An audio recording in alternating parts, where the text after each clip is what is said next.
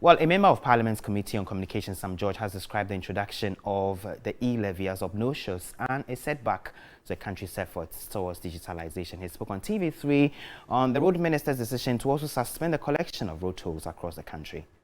Even if government wanted to implement the suspension immediately, which is different from what the finance minister had said in the budget, what could have happened was immediately the budget was passed, before the House would rise, the minister, through the Minister for Parliamentary Affairs and Leader of Government Business, could have introduced a bill in Parliament to suspend the Road Tolls Amendment Act of 1999. Act 571 or so. And immediately Parliament could have taken it under a certificate of urgency and approved it yesterday. So that by close of yesterday, it would have been law that there is no longer, that act has been repealed. Upon the repeal of that act, the minister could have started his no tolls business from today. But to disrespect Parliament in the way in which he has done, for anyone in the executive to think that the executive has powers to suspend an act of Parliament, not even the Chief Justice has that power.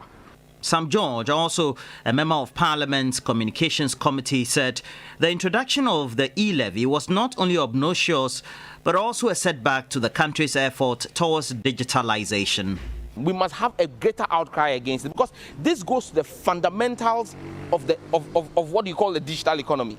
This digital journey, we've been on it since 2004, when President Kufuor launched the Ghana for ICT development agenda. And now what you see is a rollback of gains that have been made from the Kufuor administration. Even 5 years ago, you could go to many shops, and many market women in many of our market centers will not accept e-cash.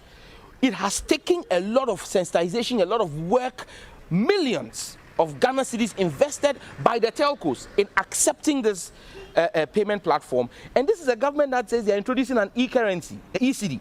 And then you are now introducing blockers to digital inclusion, blockers to using a digital and cashless economy. I mean, it's a government whose policy direction does not match their rhetoric.